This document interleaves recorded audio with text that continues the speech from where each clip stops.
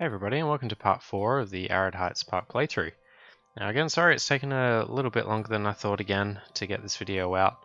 Work's continued to be kind of hectic, and I also took a few kind of last minute weekend trips away recently, so yeah, just haven't had a whole lot of time to sit down and play the game again. So anyway, I hope you guys enjoy this episode. Now in the last episode we basically created a bit of a mine town area, including the car ride kind of at the top of the screen. Continued just building along the edge of that kind of mini canyon that I built, and we also built a GCI style woody right at the end, and kind of incorporated the miniature railway station into the same building as the coaster station. So I was really happy with the coaster layout. I think it turned out really nicely.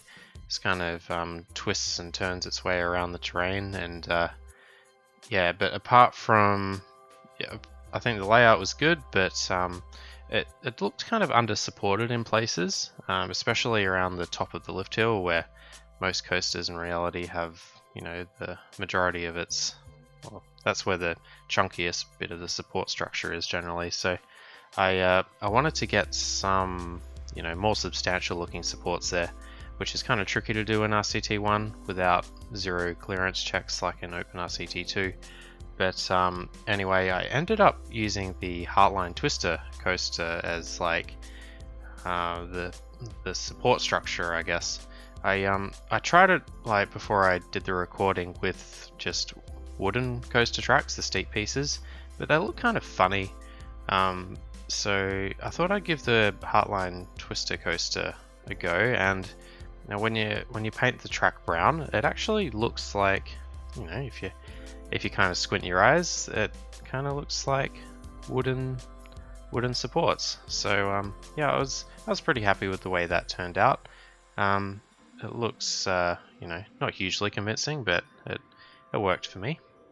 Anyway, I thought I'd spent enough time on the kind of western themed sort of mine town area the last couple episodes, so I thought it was time to kind of work on one of the new areas of the park. So I thought just across from the little river that I made across from the arrow looper, I thought it would be a good idea to try my hand at a bit of a water park. Now I feel like building a water park is kind of difficult in RCT1. You can't use the cheats and tricks like you can in OpenRCT2, where you can build pretty convincing looking like pools and, you know, water slide, like one-way water slides, like kind of in real life. But I still wanted to have a go at it. I think it would just look pretty good in this area up here. I think the one thing that I could definitely do relatively easily and, you know, make it look somewhat convincing is a lazy river. So that's kind of the first ride that I had to go at here. Now the lazy river here, it's meant to kind of form the boundary, I guess, of this water park area. I don't want it to take up too much space, but yeah, I wanted to kind of just wrap it around the area. I think it would. I think I've been to some parks with a similar sort of thing. So yeah, I think it looks pretty good.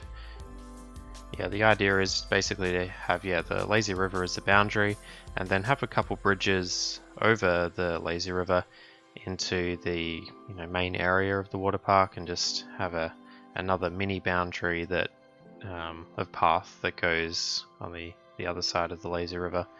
The first thing I'm working on here within the water park, I guess, is I don't know, I had to go a bit of a wave pool or tidal pool, whatever it's called. You know, it's not that convincing at all, but I still wanted to have a go at it and see how it turned out, and I was pretty happy with the end result.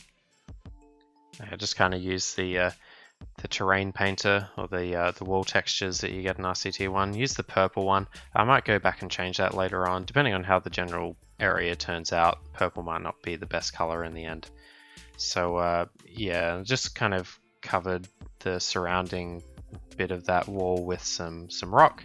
I I was considering having a go at, a continuous circuit water slide, but they just take up too much space, and I ended up just basically deciding to settle for building 3 one-way water slides, basically. Unfortunately, you can't put any guests, in them, so there's not a lot of movement going on in them, but I still like the final look of it in the end. And I think the majority of water parks I've been to in my life, they tend to have this sort of water slide arrangement where you've got other racing ones which go right next to each other. I wanted to steer clear of that. I just didn't think that looked particularly exciting, so I went for the kind of ones that start relatively close to each other, but kind of go their own paths, I guess, but kind of wrap around each other in places, and yeah, I think it looks alright. I took a bit of time to decide on a final color scheme. Again, I might come back and change that later depending on how the surrounding area looks, but pretty happy with the colors for now. Yeah, I really couldn't settle on a pathing system that I was happy with. Well, it took me a while to figure out a path system that I was happy with. I kind of wanted to get it nice and close to the water. I wanted to make it look like you could step right off the path into these pools, basically like you could in real life, I guess. With the station, or the entrance to the water slide at the top there, I kind of wanted to use the wooden. I know it's kind of a weird mix, but I went for the wooden coaster station as the kind of the entrance, just because I think painting the station supports grey, they look kind of like a steel structure. I know the waterside station has steel structure, but I liked the kind of cross beam that the wooden track supports kind of provide. So yeah, that's kind of what my logic was there. It's probably going, probably spending way too much time doing silly little details like that, but yeah, I like the way it kind of looks in the end. Something else that I had to do was kind of bury some of the water slide track in some terrain, basically because those little bits of station, they were above the water slide track and the support wasn't going all the way down to the ground, so it was kind of hovering in midair, which I thought looked pretty silly. So I raised the land there, put some of the slide underground, and so now at least the supports actually touch the ground, which looks way more sensible. And I actually don't mind the look of the water slide going underground anyway. I think that looks a bit more interesting. So I quickly went back here and set up kind of I didn't finish the station building for this first train station of the circuit here, but I just wanted to get the pathing kind of sorted out. Quite a few guests were starting to complain about getting lost, so I thought I would at least connect up a bit of the path network there. In hindsight, I probably opened this area of the park a little too prematurely. There's you can see on the screen there's lots of notices of guests getting lost, and I forgot to consider that there's a lot of path here and a lot of guests in the park, and there's no food, or there was no food or amenities, so I kind of had to just throw some down there. Anyway, never mind. At least you can kind of see the lazy river in action. So I started putting in a little bit of vegetation around the place. So on down kind of by the water, on like kind of the larger body of water, the one that you start with in this scenario, I think that's where I'm going to put the kind of a kind of jungle or Jurassic themed area. So I think this water park here, I'm going to try and make it kind of a somewhat of a transition area, I guess, where we go from the kind of westerny sort of cacti sort of area on the right side of the park, and then slowly transition over into a more tropical and then a jungle area. So it could be a little bit tricky in places to get a good mix of vegetation going. So yeah, I did struggle with that a little bit in the end. I love those little jungle themed shrubs. I think well, not shrubs, but just like little plants. There's about 4 or 5 of them actually, and like they have a really good mix of textures between them, like some really nice shades of green throughout. So I was really happy that I got to play around with them. It's the first time in a while actually.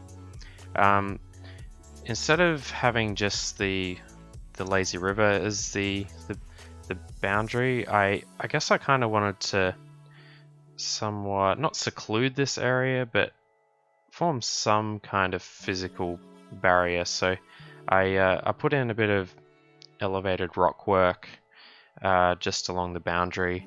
I don't know why exactly. I think I just prefer the look of it. If there's areas all like somewhat enclosed.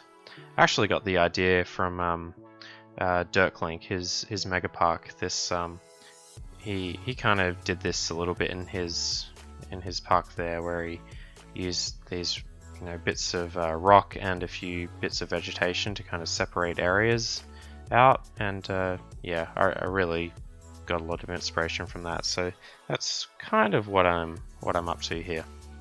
I was kind of struggling a little bit to figure out what exactly to put in the remainder of this water park, because I did want to get a few other things in here, because the lazy river was one ride there, but those 3 water slides obviously aren't operational, so there's actually not a whole lot for the guests to do. So I thought, well, I better get a couple extra rides here. So yeah, eventually went with a crooked house in the end. I know it's probably not the most tropical ride you can put in an area like this, but I thought with a bit of theming around it, I could deck it out at least a little bit with those kind of jungle picket fences. Yeah, I think it looked alright in the end. Spent a little bit more time. I was really kind of all over the place this episode, looking back on it. I never really spent a whole lot of time focused on one thing. I was very easily distracted. Did one ride, then I noticed a section of the river that looked a bit bland, so I put some plants down, and then I went back to the ride, and then I got distracted again, and yeah, that was just kind of happening a lot actually. But I think that kind of sometimes happens when you've got a big empty space to work with. It's hard to focus sometimes. Anyway, I thought a pirate ship, that's definitely a tropical theme friendly ride to put in, especially if you give it a nice bright color scheme, which I did. I tried my best to make the land, the terrain around the pirate ship interesting.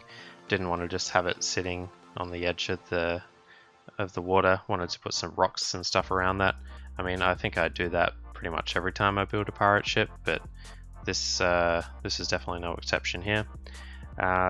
Spent a lot of time going back and doing plants and such. It was actually kind of fun. Like there's so many different plants available with the Loopy Landscapes pack here. I mean, otherwise with just the base game, you're kind of limited to just the 2 palm trees and really just the standard ground shrubs. So yeah, the jungle theming has been it's been really fun to use again actually. Yeah, if I remember correctly, Loopy Landscapes is actually, I'm pretty sure it was the first expansion pack where you could choose different style entrances and exits. I can't quite remember. You might have been able to do that in Corkscrew Follies or Added Attractions, but I think it was Loopy Landscapes where I first noticed you could do that. So, wanted to take advantage of that as well and give different themed entrances and exits to the rides around here.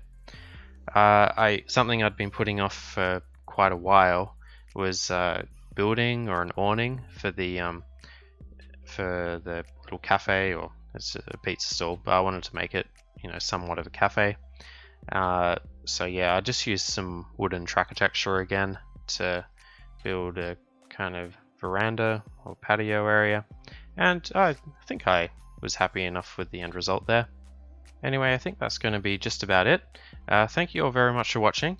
I'm really hoping that it doesn't take as long to get the next episode out, but I guess I shouldn't be making promises that I can't keep. So yeah, hopefully it's not too much longer till the next one, and I will hopefully see you there.